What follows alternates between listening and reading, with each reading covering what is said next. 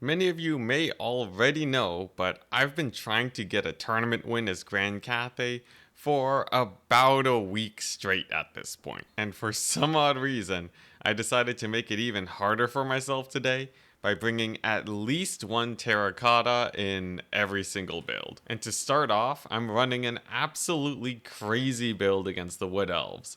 Basically, I just have a couple single entities, and this puts me at great risk of getting shot to death, which is exactly what happens next.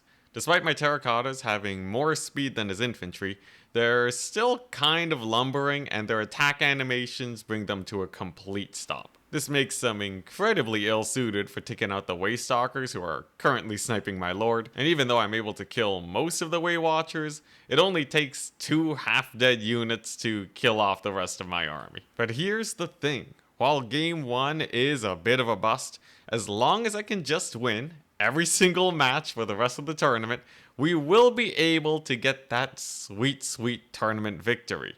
So our second game is up against Khorne, and they've brought a pretty standard mass infantry build. I, however, completely reject the meta and bring 2 Skyjunks, 2 Terracottas, a Magistrate on a balloon, and no spellcasters. But knowing these units do not have a lot of capture weight, I have brought in 3 horsemen to quickly secure the points so that the rest of my army can uptrade. And boy do they, because my Skyjunks and Lord are protected by Crowman, and even if he does decide to try and fight the Crowman, my Lord has a nasty Mortis engine that can kill Furies in a couple of seconds. Meanwhile, my Terracottas are ravaging his front lines, while my Crowman and Skyjunks drop explosives from above. I've yet to take basically any damage on my forces so far, while most of Khorne's forces are already running for the hills. And while a single capture point is not going to win me the game, as long as I'm able to wipe out most of Khorne's forces before he gets too many victory tickets,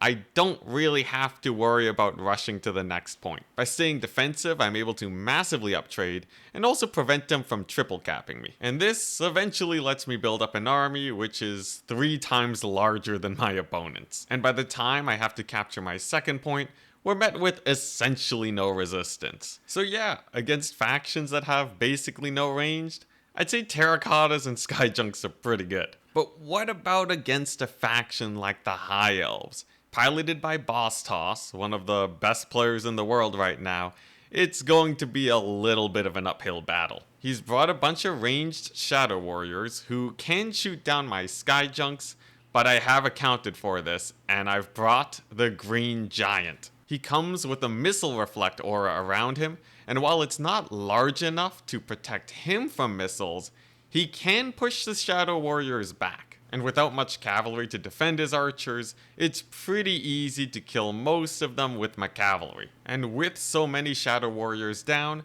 I can really start to relax here, because Skyjunks and Terracotta Sentinels have rather high armor, so he just doesn't have enough ammunition to kill any of them. So at this point, things are looking really good. I have double his damage in gold, and even though a little bit of UI jank means I completely miss my final transmutation, I still feel like we should be able to win this. Because my Skyjunks can fire away with impunity, and even though he tries to make a play with the net, we can actually land our Crowmen here to dodge every single arrow.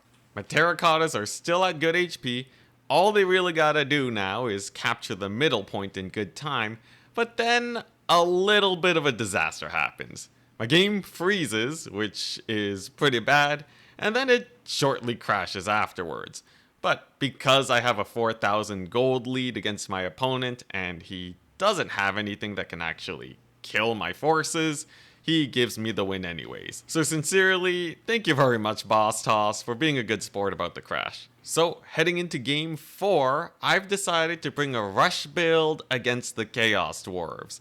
Once again, I have double Terracotta, a Moonbird, and the usual Jade Lance Crowman combo, along with a Lord that can summon Ancestral Warriors. Now usually, Chaos Dwarves are really hard to rush down because Fire Glaives are just so tanky, but the Moonbird has a special tool against them. Turns out its Vortex is just Pit of Shades with even more damage, so it cuts through their high armor like no one's business. My opponent naturally summons in bull centaurs now to deal with my cavalry, but ancestral warriors counter them so hard. They're able to completely envelop basically all the bull centaur entities, and with a little bit of terror, they're already running off the battlefield. Any and all artillery are now routed off the battlefield, and Astrogoth, trying as hard as possible, can barely even take out a single terracotta. In fact, because of the recent buffs that Creative Assembly gave to terracottas, this one manages to stick around without crumbling at 500 HP. And try as he might, my opponent is simply unable to take the beast down. Without any fear, I send my terracotta back onto Astrogoth, and without dying, it manages to rout him off the battlefield. Needless to say, this ends up being a very decisive third victory for Cathay. But can we beat Danican with such memery? I'm in the semifinals now, so if we lose this, we are out of the tournament, of course. And he's brought a Bretonnian build with Lewin against my double moonbird terracotta sky junk weirdness. Now while Lewin is distracted chasing down my lord, I use my moonbird vortex ability to severely injure his archers. But isn't Lewin going to counter my sky junk?